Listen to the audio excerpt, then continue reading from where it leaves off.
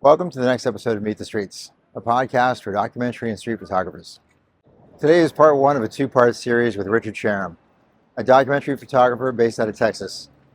In part one, we'll talk about how he got started, his first book, Campesino Cuba, and some recommendations to documentary photographers out there just starting out.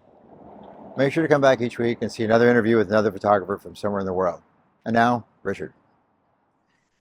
So, for those of you who don't know, this is Richard Sharum, and you need to rectify that. Richard Sharum's an amazing, and I use the word amazing fairly regularly, but in this case, it's an understatement. This Richard does some truly socially conscious and important work. So, let me have him introduce himself. So, Richard, can you please introduce yourself? Yeah, Keith. My name is Richard Sharum, as you said, a photographer based out of Texas. I mostly do documentary work, that has some sort of socioeconomic or social injustice angle to it. I'm more interested in getting as close as I can to people as possible, and showing that work like that is possible. I'm an advocate for human rights. I'm an egalitarian in the truest sense, almost militant in that regard. And yeah, I'm here to talk today with you about all this. That's awesome. Thank you so much. We really appreciate it. And I know you're busy with your book projects, and thanks for the time. Sure. So, just as a little background, like, where did you get into? Like, how did you start? What made photography your thing? Well, it's interesting. I mean, that's that's a question that kind of goes back a little bit to when I was a kid. I mean, I was always kind of obsessed with this notion of time and understanding what time is, trying to understand what time is. And not to be too vague or anything, but, for me, time was something that was tangible for me as a child. And I knew even as a child that I was a child. I was very conscious of the fact that the time that I was living in at that time, at that moment, whenever I was thinking about it, was fleeting. I knew that it would not last forever. I knew that it would not be a permanent situation. And so I would do all these little things to try to trick myself into being more conscious of my time. I was obsessed with death as a child. My very first memory was my grandfather being buried when I was 3 years old. That's the first thing I ever remember. Wow. When they handed the American flag, to my grandmother, and she passed out. That's actually my first memory. So I've always been conscious of time, and when I was really young, before I knew what photography was, I was about 5 or 6 years old. I remember being out in the front yard, and I was out there playing with my friends and stuff like that. And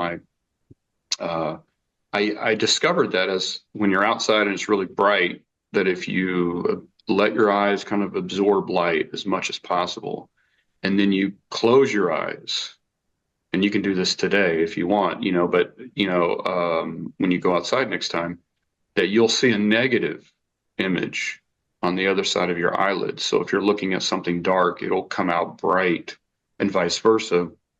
So it's basically like a latent negative. And so it allowed me to, and then I would concentrate on that image, and then it would slowly fade away. And then I would open my eyes again and play and do all these other things. And so,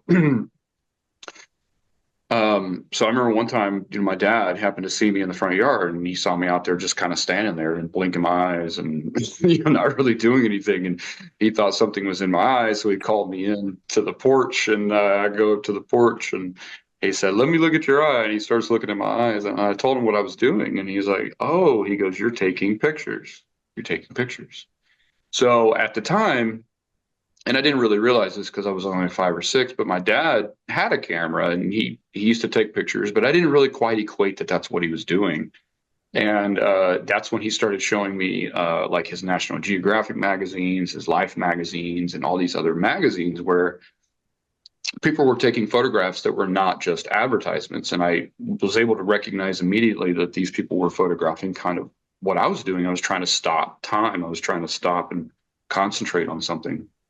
And so that's how I really kind of got into it in the very beginning. And then, I didn't do anything. I didn't touch a camera until I was, um, until I went to college. And then when I went to college, I actually went to school to be a history professor. That was my original goal, because I fell in love with history and I wanted to teach history in a way that was passionate and get people passionate about history, because I wanted them to understand that that sort of history is relevant to today. It always is. And understanding why who we are today is because of history. So I wanted to be one of those teachers that lit people on fire. And so when I went to school, I went to college. One of my required classes that I had to take, I was able to take an arts class. So I just picked photography, black and white film 101, the very basic, how to stop motion and, that kind of thing. And it was in a dark room. It was a film class. So I just became absolutely almost unhealthily obsessed with this idea. It reignited all these things, because thankfully the guy who ran the photography program at the school I went to, he had all these great books. He had a W. Gene Smith book that was autographed by W. Gene Smith. Okay. And I would pour through all these images and I'm like, oh wow, this is really where it's at, because these people are photographing history. They're documenting history as it's happening. But not only that, but they're also teaching it in a way that is not loud. I'm not, you know what I mean? That's what I loved about W. Gene Smith. And he's always been a big idol of mine, is that a big inspiration of mine is, he photographed these things and the images themselves kind of said something without him having to write an essay about it, which is why I'm not a big fan of photography like that. And so that's when I really just became obsessed with it. I dropped out of my history course and I immediately started getting work as a photographer. And it was during those years I got commissioned by the Meadows Foundation here in Dallas. They're a huge philanthropic organization. And they commissioned me to photograph 13 nonprofits for them. And I went in there acting like I knew exactly what I was doing. And I'm like, hey, I want complete artistic freedom. I want to shoot this the way I want to. And they're like, okay. So they let me photograph these nonprofits in the exact way that I wanted to do it. And so I was able to spend as little or as much time as I want. It was my first real dive into photographing subjects of importance. I photographed children fighting cancer. I photographed all sorts of organizations that dealt with children. And so I learned how to kind of move slowly and quietly amongst people and be able to really absorb the situation that I was in. It was fundamental to me being who I am today. And it was a 2-year project. And, they commissioned 37 images and they still have them today. I printed all of them in the darkroom at the school. I framed them all, matted them, everything by myself. And so it was really fundamental to me learning that. And so ever since then, I have sought out things that were important to me, even if I wasn't a working photographer or I was making money. I cleaned swimming pools. I worked at Whole Foods. I sold roofs. I did roofing. I did plumbing. I've done everything under the sun that you can think of. And in a way that also helped me too, because I got to experience kind of all these different lives that people live, that still live. I worked in a call center. I worked at the hospital for 2 years, running patients to and from radiology. I worked at a video rental store. Name it. So I've done all these, I feel like I've lived the lives of 1,000 people. And I felt like that even before I became a known photographer. So, but then I just started, it allowed me to kind of pick and choose what I thought was important in the world by these things that I was experiencing, also tied with my history and my past and the way I grew up, the things that I saw as a child and being around the people that I grew up.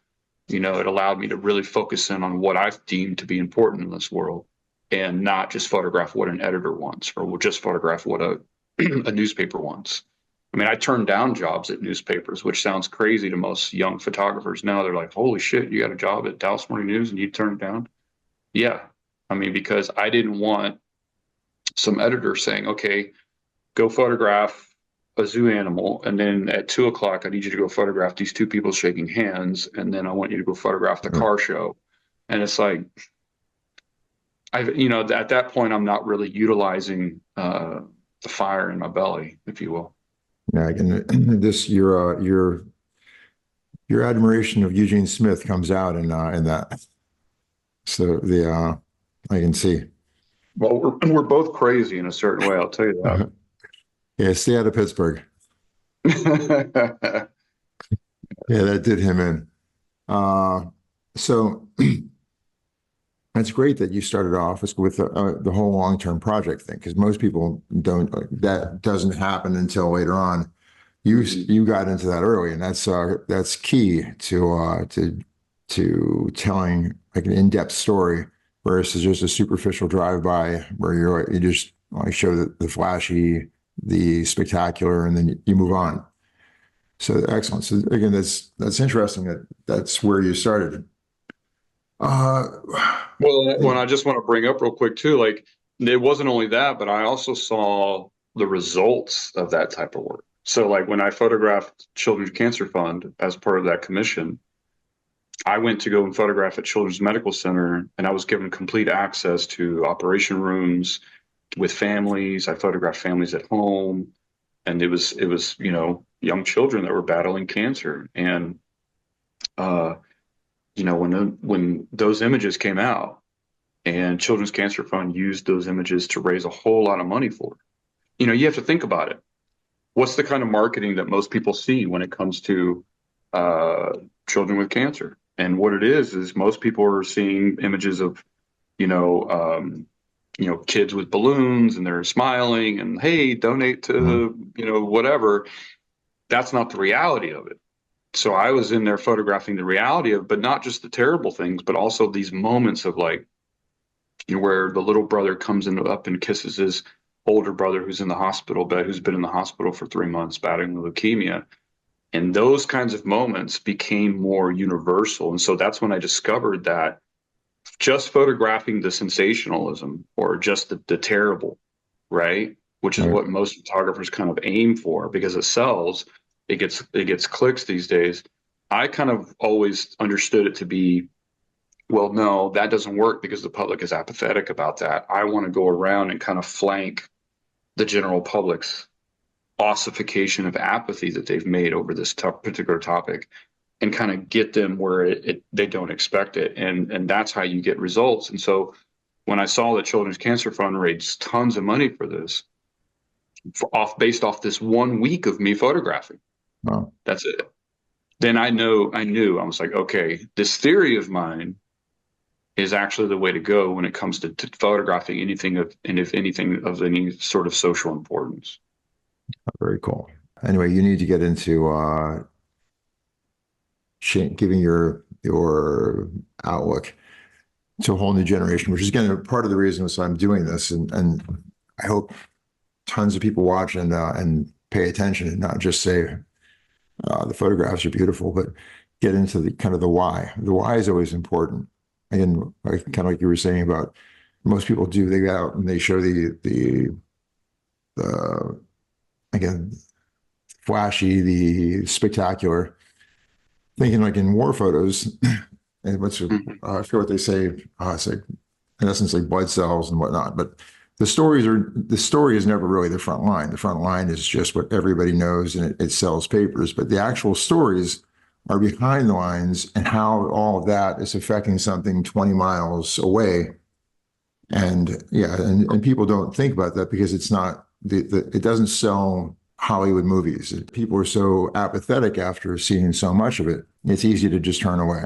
Correct. And so for me, if I'm going to invest my time away from my family and everything and go invest myself in something long term, I'm going to do it so that it is addressing something versus it just being about, oh, look, I can take good photos. To me, that's a huge waste of an opportunity. You're already doing the work. It's like going to the gym to work out. And you're going to the gym, but you're staying on your phone the whole time. It's like you have all this equipment around you. You have all these people working out around you to give you inspiration. And yet you're going to, look at your Instagram feed while you're sitting on the bench. And for me, it's like, I'm going to go out and invest my time in something. And the fact that I have a weapon in my hand, which is a camera, the most powerful weapon humanity has ever created, except maybe the atom bomb. But other than that, you know, the camera has been way more powerful when it comes to getting information across, more so than video, which is literally just a collection of photographs, more so than painting, more so than writing. Photography is, I think, still not fully understood by the human race as to what it's capable of. And so, you know, when it comes to documenting anything of a social importance, I invest all my time into it if I'm going to do it, because I want those images to say something beyond me. I don't want it to be about me. If I could just work and never, you know, if I could just work and do lectures and stuff like that and talk to younger generations about the role of documentary photography and how bad we need it right now, I would just do that. Like, I wish, you know, my publisher knows this. He knows that I hate all this, you know, dealing with photo books and book signings, and, you know, I don't care about any of that stuff.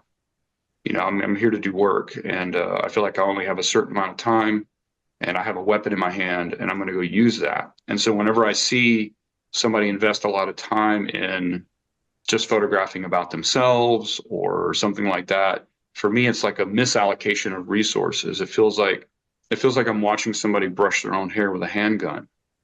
And I feel like, for me, and I'm not trying to talk bad about anybody, it's just that I feel like, you know, in many instances, whether you want to think about it nationally here in the United States or globally, I feel like in many instances we're on this burning ship, and you can either help and grab a bucket of water and put the fire out before we sink, or you can take photographs of your belly button. And I don't really have kind of the patience. You know, I have so much patience, you know, when it comes to stuff like that, because photography is self-discovery. And some people have to kind of go through that. They have to discover that part of themselves before they start to understand that maybe photography is something larger than themselves. And I hope that maybe my words, either through here or other lectures or stuff that I've done, maybe one day will be the thing that, you know, is the catalyst that turns somebody that says, okay, I'm ready to do something beyond myself. And that's the only thing I can advocate for. So thinking for people that are watching that again, aspire to take their documentary career further, do I recall you were in the Eddie Adams workshop? Yeah, I was in the Eddie Adams workshop, I think in 2019. Okay, because I just how again briefly, if you can just like tell your experience, because I think there's a bunch of people that probably don't know about the Eddie Adams workshop, and that is available. And if I recall, it's free. It just requires. It seems to be a great resource, and you're a product of it. So.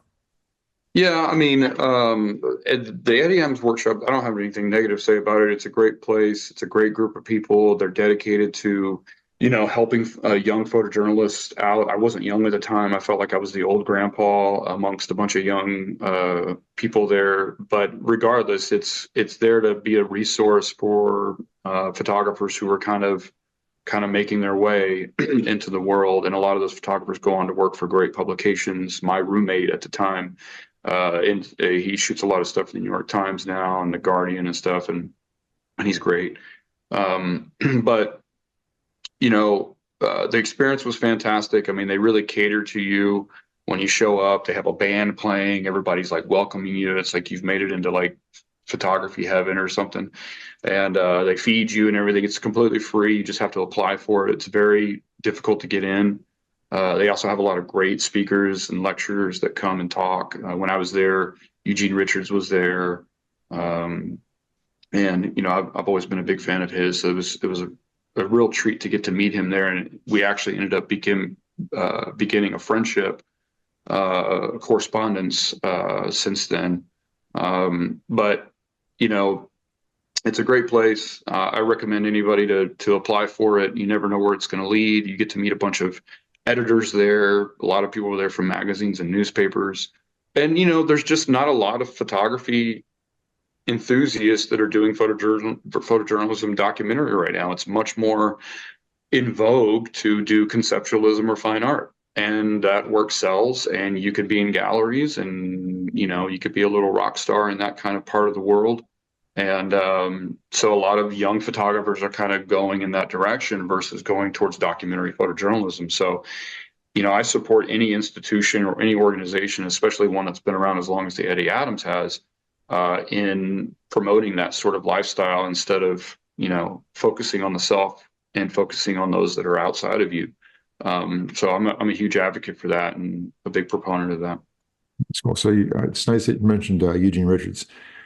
I've looked at your work, pardon me, and thought of Eugene Richards when looking at it. Of course, it's yours, and there's obvious differences and whatever. But I'm hoping that you wouldn't take offense to saying that was called I get a Eugene Richards vibe out of some of your work. I love the man. No, I tell you what, it's funny. I'm at a weird place where, I've been doing this for almost 20 years. I'm not new to this. And I just kind of always had my head down and I always worked. I didn't care about who noticed me or anything like that. It was just me kind of working on myself and working on this idea of who I wanted to be as a photographer all these years. And it wasn't until Campesino came out in 2021 that my career just completely changed and started to become this other thing. And I hear all the time comparisons to W. Gene Smith. Bill Shapiro, the guy he's the former editor-in-chief of Life magazine. He brought up W. Gene Smith about me at a podcast interview that he did. And at part of me, my heart melts when I hear that. And then the other part of me, I'm terrified of that. And when it comes to like Eugene Richards, my work gets brought up, or he gets brought up talking about my work all the time. And who knows what he thinks about that. I feel sorry for him. But I'm humbled by that. In a way, I'm proud of that because I feel like I'm doing something right because I love the work of Eugene Richards and W. Gene Smith and some of these other photographers that I've been compared with. But in no way, shape, or form do I think I'm as good as them. And, I'm just trying to make a mark on the world and have something that lasts beyond me after I'm gone. That's really all I can say about it. Thank you is what I'm trying to say. My pleasure. Again, the humility is endearing. But you just do your work. Others, like Bill Shapiro. Bill Shapiro is actually the reason that I came across your work. I was one day. It's rare that I can say something overly positive about Instagram, but I happened to look at his Friday feed, came across, and Meet the Photographer Friday. Yeah, Meet the Photographer, and he mentioned you, and I read it. I'm like, oh, let me see who this guy is, and I was blown away. And from that moment on, I've been following you. So thanks to the IO Bill Shapiro, I'd hope that at some point I might have come across your work elsewhere, but I remember it's one of those odd things where I actually remember exactly how I ran across you, however many years ago that was. But let's talk about, and this is going to come up again when we talk about Campesino. What was it? Campesino Cuba was your first book, which again is right now, I think it's currently your only published book, which is going to be remedied, and we're going to get to see more of your work. It's on my bookshelf right over there, signed by you. Thank you very much. And thank you. What was like a little? I'm going to get into the pictures in 2 seconds, but like a little background on what led you to Cuba. Yeah, so once again, I had been shooting long-term projects way before Cuba, but I didn't feel like I was ready to kind of reach this other stage of public knowledge about my work. I was very kind of insecure about working on who I was as a photographer before I made my first book. And I only say that because, I do mentoring for young photographers sometimes, and they're always so anxious to put a book out, right? They think that, they want to put a book out and it's like I worked on that for 17, 16 years before I wanted to put a book out because I didn't think I was ready. So I'll just put that out there for any young photographers watching. But so for Campesino, once again, it was about these larger American issues. I'm an American photographer. I'm interested in American issues because we have a lot of them. And I became interested in Cuba from way back because where I grew up, which is Corpus Christi, Texas, it's on the Gulf of Mexico. There's a huge naval base there. And so my entire life growing up, I heard about the Cuban Missile Crisis and about how one of the missiles in Cuba, one of the Russian warheads, was aimed at Corpus Christi because of the huge naval base there. If something were to pop off between the Cuba and the United States at that time, there most certainly would have been ships that have left Corpus for the war. So, I was told this as a child over and over again. Well, I grew up in a very big, wonderful, beautiful family.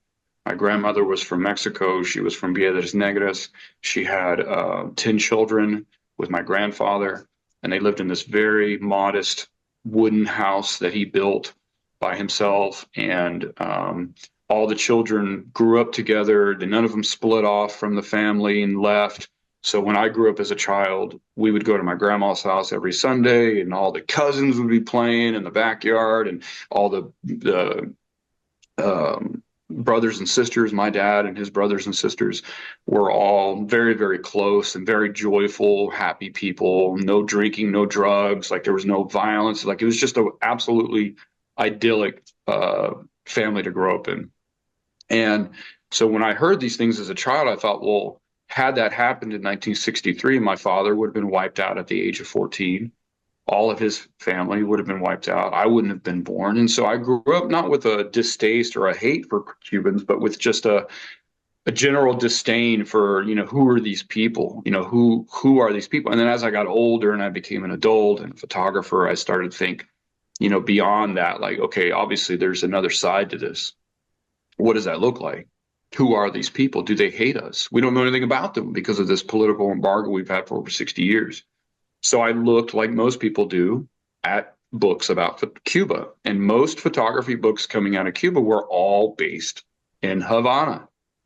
So they were all based in the same area. They were all based on the same stereotypes: classic cars, colorful buildings, ballet dancers in Havana, that kind of thing.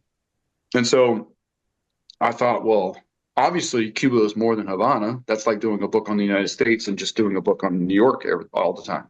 So I decided at that point, and this was in 2016, right after Obama opened up the diplomatic relations to Cuba, when they opened up other airports besides Havana, I decided to say, I'm just going to go to Cuba and I'm going to go see who these people are. And so I went out there, and I was out there for almost 4 years. And I traveled all over eastern part of Cuba and western part of Cuba. And that's when, over time, as the project was progressing, because I went there to go meet the Campesino people, but not knowing they were called Campesino people. I just wanted to go see the rural people of Cuba.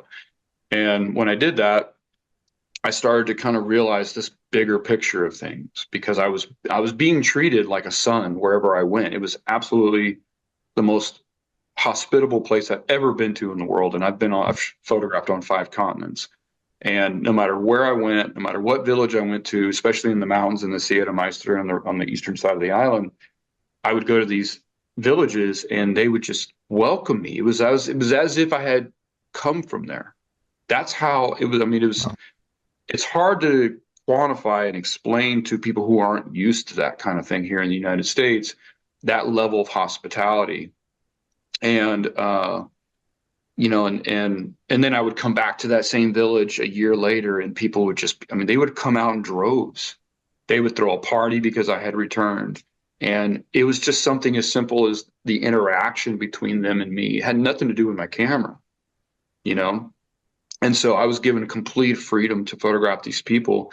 And they instead of seeing me as a stranger from a hostile land with a camera, they saw me as someone who they could learn from about my own country, and they could teach their country about. And so it became this kind of cross-pollination of knowledge and culture and information and stories and all these things. And I thought, man, if I could only show what it's like, it's almost like paradise here. if I could only show what that's like photographically, then I'll do a good job. So I wanted to put out a project. That's when I decided, okay, I'm going to put out a book finally. And I wanted to put out a book, even though it's a Campesino Cuba, it's actually for Americans. I wanted Americans to see a side of Cuba that they have never seen. And that's essentially the comment I get all the time. I still get messages today about that book. And, people say, I didn't know Cuba looked like that. I thought it was all, Yeah. terrible streets, everybody hungry and that kind of thing. And no, I mean, 85% of the people in Cuba are campesinos. It's rural. Most of the country is rural. So if 85% of the population is like this and 15% is in the cities in lines for food, what's the real story in Cuba? So, who are the real people? And so, yeah, I mean, that's why I put out the work, and that's how it started. And yeah, it's a wonderful part of my life, and I miss those people dearly. Let me get some photographs up here to let people know what we're talking about. I'm going to start off with this first slide, again, from Bill Shapiro, where I've got the highlighted part where it says, his 2021 book, Campesino Cuba, is flat out extraordinary, visually stunning, and clearly made by a man whose heart beats with empathy. So I don't think I've ever even seen that. yeah, that was this is what led me to find out who you were. I decided before we started this today to look this up. I was able to scour his page. This is back in like 21 or 22 or something Wow, like that. you had to go way back. I had to go way back. It turns out, actually, the easiest way is Google. I just said Bill Shapiro, Richard Sharum, and bam, this is the first thing that popped up. Technology, right? Yeah, otherwise I would still be looking for that. So let me shut up and let's go. Maybe you can talk about this. Yeah, this is an example of kind of what I was talking about, right? Like instead of just photographing the sensationalist images of classic cars and, old men playing guitars and stuff, that we always see in Cuba, I wanted to see how their life parallels everyone else's life. And then if you kind of think about all my work in that regard, whether it's Homicide or Spina Americana, like what are these moments where that they translate universally beyond border, beyond language, beyond socioeconomic status, beyond power? What are these moments that we can all relate to, no matter where you live or what time you live? I'm trying to think about images that are humanly timeless, that, other than a bus, as you see here, these sorts of moments where things just kind of line up has happened as long as we've had time. And, it's just about being conscious of the time that I'm in at the moment and trying to capitalize on what time gives me. So this image is a good example of that. What I find again, aside from just the composition, the light, and subject, it's interesting you got the Apple logo on like every Man, I'll other tell you window. what, that was everywhere in Cuba. It was like a fashion statement, but it was on taxis, it was on cars, it was on windows, and Crazy. it was just like a something to do, I guess, if you're cool. But this was a bus, that took people from one city to the next.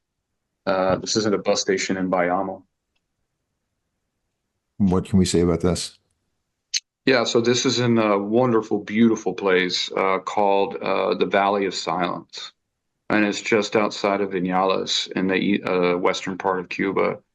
And this is kind of exactly what I'm talking about, also, right? Like what I was waiting for time to give me something, and you know, that's just the training of the photographer, I think, and being conscious of the time and the space that you're in, and shapes and light. And I was waiting for things to try to kind of just really take place across the frame, that for me translated exactly how I felt in that moment. I mean, it was a beautiful landscape, and the way the water curves around and ends at the animals, and then you have the boy running across the field and the cow in the foreground. I mean, that to me, that's photography 101. And I'm just trying to understand how these things are all playing in front of me and how I can translate how I feel, because it's when I feel a certain way that prompts me to hit the shutter. I want that feeling to be conveyed accurately. And like I said, even beyond, I equate it to almost like, when you read a book that was written 2,000 years ago, right? You're reading the words directly out of someone's mind about how they feel about something. And that's an amazing experience to know that that person's been gone for 2,000 years and they can still convey exactly how they feel about something, and you can feel it. And for me, a photograph has that same power. And I want this image to convey how I felt in this moment 100 years from now after I'm gone. And, Cuba is a very, very beautiful place and full of beautiful people. And to me, that was more important of the message of getting out about why I was there versus just taking a pretty photograph. Your use of light and geometry, your composition is like spot on. There was like Salgado's work, again, gorgeous to look at, regardless of the subject matter, which I think was it's an interesting thing. When something can be so beautiful that you almost forget the tragedy that's behind the image. And this isn't necessarily tragic. This is just a people going and doing their thing. But a lot of your work is just so like beautifully printed and well done and beautifully done. Like you can just see hanging it. Again, it does multiple things well. It's not as well put together, should I say. It seems to be more askew, more raw. Yours are, again, for lack of a better word, art at the same time that it's telling a deep story. Well, I mean, I think what it is all I'm doing, and I don't think what I do is anything special in this regard. I think that anybody is capable of doing this. And I guess that's kind of what I'm advocating for just by doing this kind of work, is saying that these moments exist in real time all the time, right? When I when I was growing up, or when I was, starting photography, and I would pour through these books of, like I said, W. Gene Smith and some of these other Magnum photographers, Elliot Erwitt and Henry Cartier-Bresson, and all these big names that we know. Sebastião Salgado is a good example. I saw how they had the ability to be hyper conscious of the time and the space surrounding them, and they were able to interpret what was happening around them in a way that was almost magical. And I wanted to do that. So it became really this mission to be hyper conscious of what is around me and to understand how these things are moving together or moving against one another. And what does that mean once you put that within a frame? And so obviously you have motion here, you have lots of things happening. And for me, a good photograph, and this is why I try to photograph, I don't always accomplish this, of course. I try to, but for me, a great photograph is one that has several things working for it, and it doesn't rely on one element within the photograph. So like a good song, when you go back and listen to it, you hear something different. And you're like, oh, I didn't notice the hi-hat before, or I didn't notice that guitar lick before. Oh, I love the way he comes in with that kick drum. Like, that's the kind of thing that I think visually needs to happen with photography. And so I aim for that. I want someone to look at this image and then come back to it a month later and say, oh, I didn't notice that thing in the background, or I didn't notice, this or that. To me, that makes a good photograph. And so whenever I'm looking at a situation and I see these things kind of happening all at once, that's the practice. And that's what I was talking about earlier, is that as a photographer, I wanted to kind of work on those things before I made my public debut, if you will. I wanted to be able to say that I was confident enough in what I was doing in order to put that work out into the world. Because once you put that work out there, guess what, Keith? It doesn't belong to you anymore. You know what I mean? Like this photograph, like this book, the book on your shelf belongs to you. You look at that work and you feel about it a certain way. it means something to you that means something individually that's not going to mean the same thing to someone else who looks at that book. They may look at this book and say, "Oh, these photos are boring as shit," and they won't have that same effect, right? So once you put that work out there into the world, it doesn't belong to you anymore. You don't have no idea how it's going to affect other people. You can hope that it's going to affect them a certain way, but you have no idea. So for me, I'm just trying to interpret, like I said with the other image, how I felt in this moment. And the lines, everything, all the competing lines and the movement and the action and everything working together. It was all so orchestral. And I wanted to try to feel, like, capture what that felt like. You know, for you that worked. Yeah, but well, for other people, yeah, the beauty of, again, just visuals and just everything. Two people get the same thing and come up with two completely different ideas of it. Again, I was mentioning to somebody the other day, the first time I saw Gary Winogrand's work, I still remember. Like I didn't know who he was. I was at my first studio in New York, and this kid who had more of a fine art kid down the hall came in. He's carrying this brand new Gary Winogrand book. I'm like, looking, he wants to show me. I'm like, oh, let me see.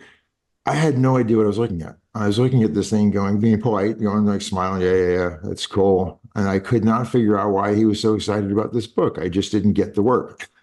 And now I look back at it and, like, I'm in awe of Winogrand. Like there's a museum here right now that has some of his work in it, and I just standing in front of it, some pictures that I recognize. I'm like, this is amazing to me that I'm this close to this photograph that just inspires me. Almost 30 years ago, like 20 and change years ago, I looked at it and a completely different thought. Nothing. I'm like, I just didn't get it at all. So, well, because you hadn't developed that part of yourself yet. So I have a similar story with Marielle and Mark. So in the dark room that I was working in at school, they had a poster of one of her photographs, and it was the young girl that's in a wedding. I think she photographed. I forgot what the project was, but she photographed, like, in West Virginia or Kentucky, somewhere very rural and poor. And it was a young girl who was like 14 or 15 that was wearing, like, a wedding thing around. She's wearing normal clothes, but she's just, like, trying on this wedding thing. I forgot what it's called, but the brides wear. And she's standing. It's just a portrait of her outside. And I thought, man, why is this even in here? Like, this is a kind of a boring photograph. And this is when I was, like, all into Henry Cartier-Bresson's, like, timing of everything, his decisive moment. I'm like, what a boring photograph. And then as I became older and I became a documentary photographer, and I started to do a little bit of portraiture, which, by the way, I never did portraiture until Campesino, because I was terrified of it.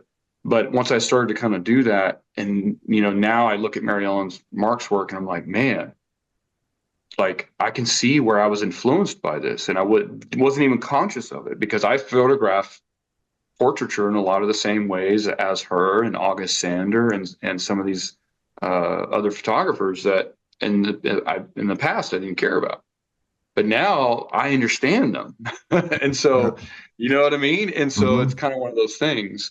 I will say, though, for the record, and I don't mean to piss you off or disappoint you or anybody else out there, I will never be a William Eggleston fan. I've tried. It's like eating olives. I've eaten olives probably 30 times to try to like them. I will never like olives, and I will never see the value in William Eggleston's work. I just want to make that public. So, well, again, I 50-50 split. I adore olives. I haven't evolved into the point where I actually understand Eggleston's work. I like to think I evolved beyond Eggleston. Yeah, that's why I don't pick him. I'm not going to throw anybody under the bus. I'm just going to go, I haven't landed in the spot yet where I can appreciate Eggleston's work. I'll just leave it at that. So, like, picking coffee, is that? Yeah, coffee beans. And that's in the Sierra Maestra Mountains.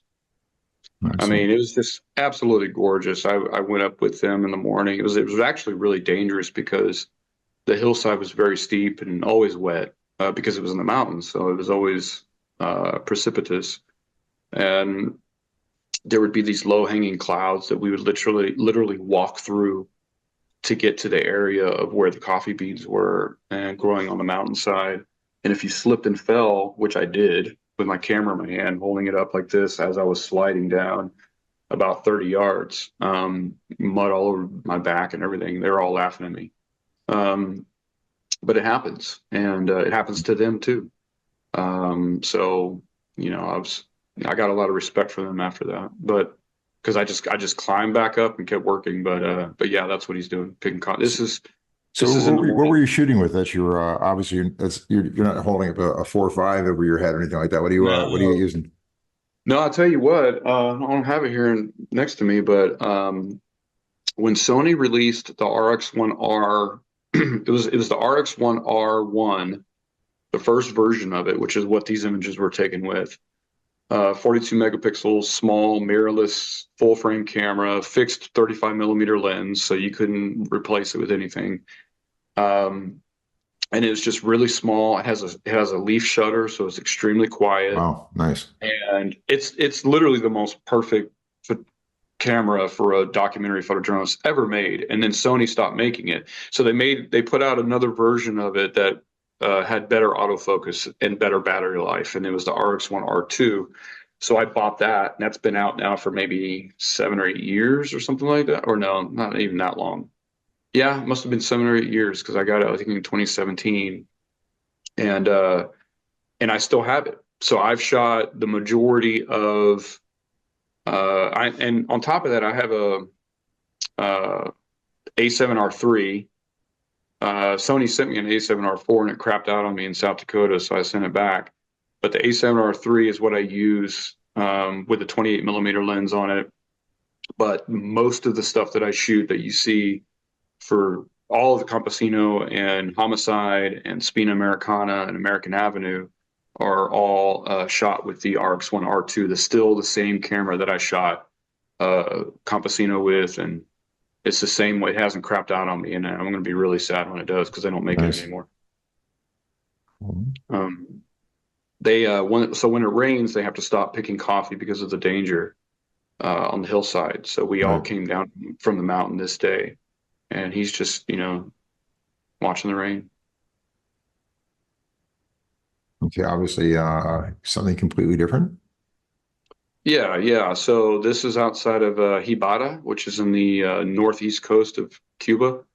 And these guys were actually illegally fishing. It's illegal to fish with a net in Cuba, but they live off of the sea. I mean, these people that live off of the land and they live off the sea, they're not, they're catching enough fish for essentially. There was I think 8 guys, and they're catching enough fish for they're all their families and their friends. So they're not like selling fish or anything like that. It's not for capital reasons, which is mainly why it is illegal, because Cuba doesn't want these large fishing companies to come in and get all the fish. So, but these guys would put out a net for 2 days and then bring it in, and then they would essentially have a party on the side of the beach, which I was a part of. And they're cooking fish right there, fresh off the ocean, and drinking homemade wine, homemade rum. It was wonderful. That's cool. Yeah, versus having some huge ship just dragging the bottom and pulling up Yeah, sharks, dolphins, whales, and any other thing that's going on indiscriminately. yeah, So this is correct. understandable.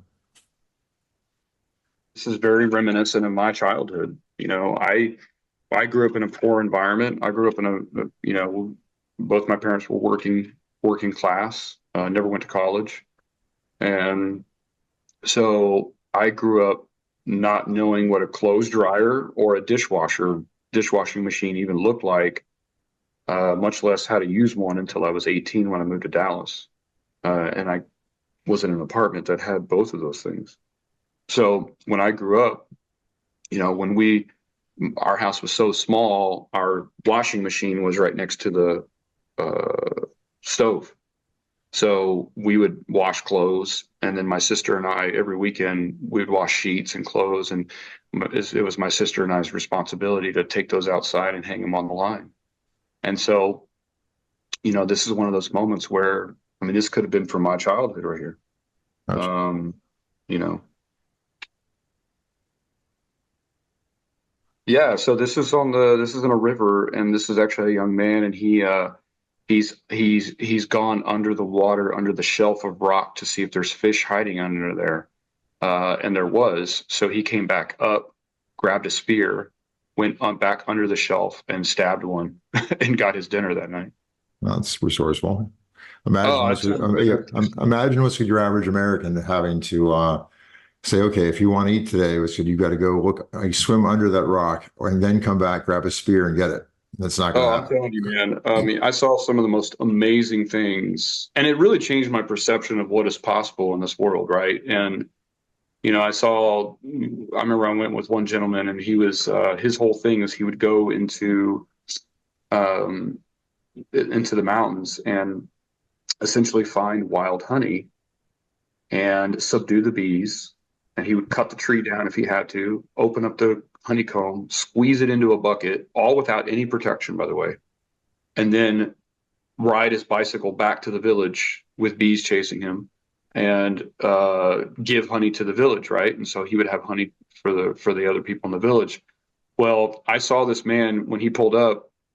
He is literally just him, his bicycle, and a machete, and a lighter in his pocket. And he proceeded to cut down these termite mines and then light them on fire at the end of his machete. And then he smoked out the bees. Oh, and he had his axe. And then he cut down like some branches and some vine. And then he made a ladder. This man probably weighed about 200 pounds, all muscle. And he made a ladder that was strong enough to hold him in about 5 minutes, and climbed up this tree, cut it down, and got to the honeycomb that day. Oh, All in a matter of about an hour. And, that's so yeah, that's absolutely insane. amazing. Beautiful. Is it school? Yeah. Yeah, it's a school, and this is also in the mountains. And, their school environment is absolutely wonderful. Their community all comes out for school events. They all bring food. This photograph is actually taking on International Women's Day. They're very big into celebrating the equality of women in Cuba, something that we still haven't really done here in the United States. It's actually it's been written into their constitution since 1958 that women are to have equal pay and equal status in society, something we still haven't done in this country. Right. And so this is on International Women's Day. Or National Women's Day. And so this is right after every morning they all meet. They say their pledge of allegiance to Cuba, and they sing songs, and then they break off into their individual classrooms, which is what this moment is right here. And then, on this day, the whole neighborhood, the whole community, the whole village brought food. They sang music, celebrating women in Cuban history.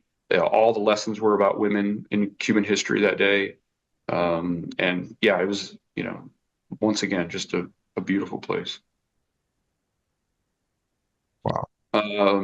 Interesting situation where you had one of the reasons why, I would find myself getting really pissed off in Cuba was because I would start to see the effects of the political embargo that the United States has against Cuba, because a lot of people don't realize that it's not just a political embargo from the United States to Cuba, but it's also all of US's allies in Latin America, which is the vast majority of everybody, right? Everybody wants to be on America's side.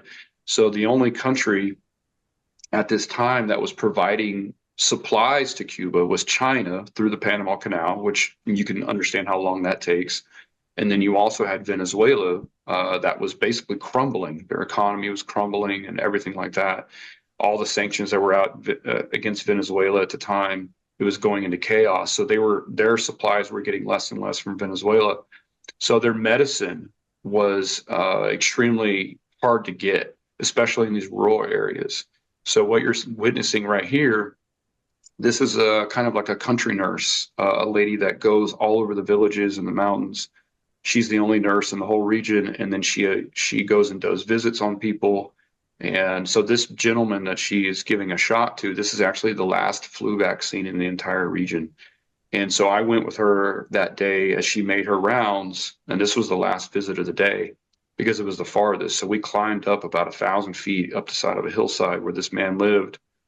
She changed out his catheter, which he had had the same catheter for a month because that was the last time she was able to go and change it. So he had it was so full, it was on the ground, this huge catheter, this bag, and it was absolutely full of urine. If you can imagine a month's worth of urine. He I was can't even 90. imagine. Yeah, he was like 92 years old. And so she did this whole thing to give him the last flu vaccine. And so that's what Wow, this moment is. that's insane. And these are just young men working in the rice fields. I'm sorry, in the sugarcane. Okay, Yeah. cool. Beautiful. The hawk in the like over the mountain. Let me put that right there. Yeah. Once again, it's just about rhythm, right? It's about Hmm. feeling like this orchestra was playing out in front of me with the light coming down and the bird and everything, and I was just waiting for it to get into the right position.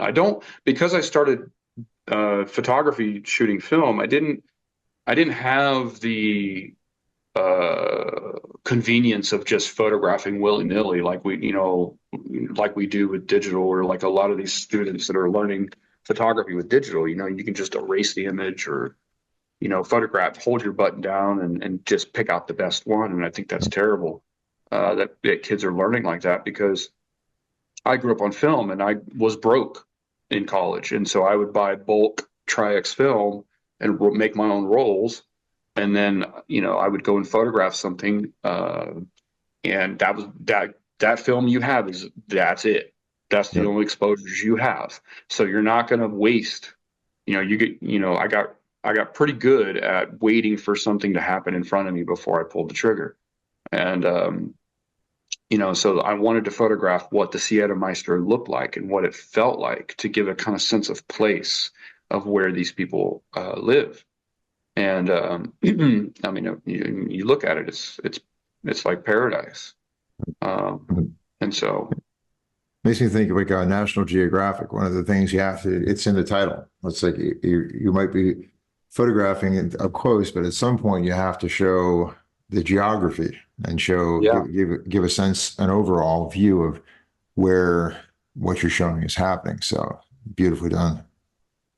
yeah. And I waited. I mean, I came back to this spot 3 days in a row, and I waited and I waited and I waited, and I took maybe a total of 5 photographs in 3 days for this. I wanted this photograph, and this was the last day that I was going to go, because I was like, man, I'll just find something else.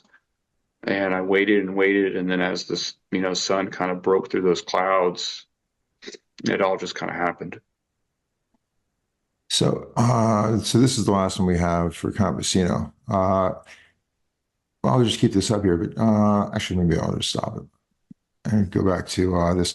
So in the editing, uh, like I think I recall you writing something a while back that you had obviously been doing Campesino for a while, and you presented, and there was some editor gave you some great advice about how to proceed. Like there might have been something missing, something or like a way to go about that. I think I recall it, but again, it doesn't sound good coming from me. So if you could throw that out there for people that want to know how to actually do this. Yeah, so Joan Lifton was the editor you're speaking of, and I miss her sorely. She passed away last year, and no, almost 2 years ago now. And she was just a fantastic human being. She was 80 something years old when I met her. I think she was 82, and she was, like 4'11", reminded me of my grandmother. That's what my grandmother was, very small, but just had, the quickest wit you could imagine, super smart, super funny.